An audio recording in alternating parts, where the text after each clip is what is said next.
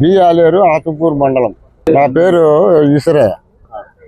మేము 95లో నుంచి మేము చేసుకుంటున్నాం. 95 కదా 5 చేసుకుంటున్నాం. గవర్నమెంట్ వాళ్ళు మోటార్ ఇచ్చినారు, కరెంటు ఇచ్చినారు. మాకు అది తప్పితే భూమి ఎక్కడా లేదు. మా పెద్దమ్మ వయసు అంత అయిపోయింది, మా నాయన వయసు ఎంత అయిపోయింది. నా వయసులో మేము చేసుకుంటా అంటే ఇప్పుడు పంట కోసుకునేటప్పుడు అతను కోసుకొని వాళ్ళ పొలంలోకి వేసుకున్నాడు. చంద్రశేఖర్ రెడ్డి అనేవాడు. ఎందుకంటే మాకి ఉంది అని. ఎప్పుడు ఏమీ లేదు, తినేది మాకే మేమే చేసుకుంటున్నాం ఎకరా 6 సెంట్లో. కానీ ఇప్పుడు మాకే అర్థం ఏడ్చాల్సిందే, లేదంటే అంతా అనేది పంటే పీక్కున్నారు. ఇప్పుడు పంట పీక్కుంటే మేము ఎస్ఐకి ఎంఆర్ఓకి మొత్తం తెలుపుకున్నాం. వాళ్ళు వచ్చినారు, ఎవరిని వంగనీయకోకుండా మేము కొడివేల పడతామని గడ్డకు లేపినారు. ఎస్ఐ మాకు ఎంఆర్ఓ చెప్తే మేము ఓకే అవుతాము అంతవరకు అని ఎస్ఐ అంటాడు. ఎస్ఐ అన్నాడు ఎంఆర్ఓ చెప్తే ఈ పొద్దు రేపు అని పోయిన మంగళవారం జరిగింది. ఇది ఈ పొద్దు రేపు అని చెప్పుకుంటే ఉన్నాడు. అంతే. మేము అడిగి వచ్చినాం. ఆతుపూర్ మండలం బి ఆలేరు.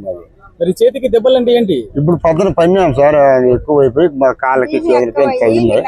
ఇప్పుడు పెద్ద ఆసుపత్రిలో చూపించుకొని వచ్చినాం. ఇప్పుడు ఈ దమ్మలకు కూడా తగిలింది. దమ్మలకు కూడా మళ్ళా రాండి అని చెప్పి సూదులు వేసి ఎమర్జెన్సీ చూసినారు. మాలలకి సంబంధించిన చిన్న సమస్యని తెలుసుకొని అక్కడ పోయి పరిశీలించి చూసిన వెంటనే మాల ఈశ్వరయ్య అని బి ఆలేరులో ఒక చిన్న ఎకరా 6 సెంట్లకు చిన్న భూమిని వేసుకొని జీవనం సాగిస్తున్నాడు 1995 నుంచి. అప్పటి నుంచి ఉండిన దాన్ని ఒక అగ్రవర్ణాల వారు అక్కడ బి ఆలేరులో ఈయన పండించిన పంటని వారు వాళ్ళ పొలంలోకి పోయి వేసుకోవడం జరిగిందని మాకు తెలియజేసిన వెంటనే పోయి అక్కడ పరిశీలించినాము. నిజంగానే ఆయన పొలంలో ఈయన వేసిన పంట ఆయన పొలంలో ఉన్నది.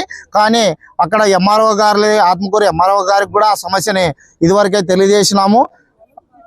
అయితే ఎస్ఐ గారు కూడా వచ్చి మీరు ఎంఆర్ఓ నుంచి ఏదైనా సమస్య తీసుకొని వస్తే మేము మీకు పరిష్కరిస్తాము, ఎంఆర్ఓ నుంచి కానీ ఆర్డీఓ నుంచి కానీ మీరు తీసుకొని ఏదన్నా మీకు లెటర్ తీసుకొని వస్తే మీకు న్యాయం చేయగలుగుతామని ఎస్ఐ గారు చెప్పడం జరుగుతుంది.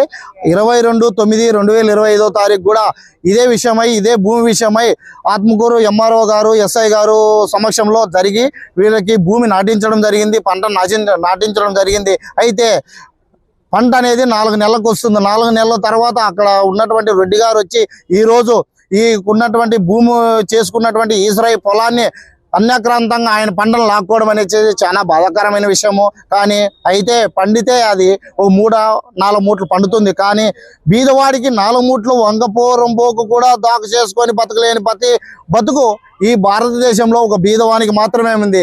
అదే అగ్రవర్ణాల వారు ఎకరాలు చేసుకొని కూడా జీవించే హక్కు అగ్రవర్ణాలకు ఉంది. బీదవాడు ఏమంటే ఉన్నటువంటి అధికారికి లంచం ఇవ్వలేడు, అతనికి ఏమి చేయలేడు కాబట్టి, ఒక బీదవాడు కాబట్టి. అయితే అగ్రవర్ణాలు అయితే లంచాలు ఇచ్చుకొని లోపల పట్టాలు పాస్బుక్లు పుట్టించుకోవడానికి అగ్రవర్ణాలకి యోగ్యంగా ఉంటుంది. కానీ ఒక బీదవాడు ఎవరికి లంచాలు ఇవ్వలేడు. అయ్యా ఉండిన దాంట్లోనే అయ్యా ఎస్పీ దొరవారు, కలెక్టర్ గారు మా జాతి బిడ్డకు ఈశ్వరయ్యకి న్యాయం చేయండి. దళితుడు అయినా వందక పోరంపోకు అయినప్పటికీ దాన్ని ఏమి అమ్ముకోలేదు, ఇంకోటి ఏం చేయలేదు. ఏదో పోషించుకొని బీదల పిల్లలను బతికించుకోవడానికై ఆయన చేసుకునే చిన్న ప్రయత్నాన్ని మీరు పై అధికారులు స్పందించి మా ఈశ్వరయ్యకి న్యాయం చేయాల్సిందిగా మీడియా ముఖంగా సన్నయంగా వేడుకుంటున్నాం. జై భీమ్.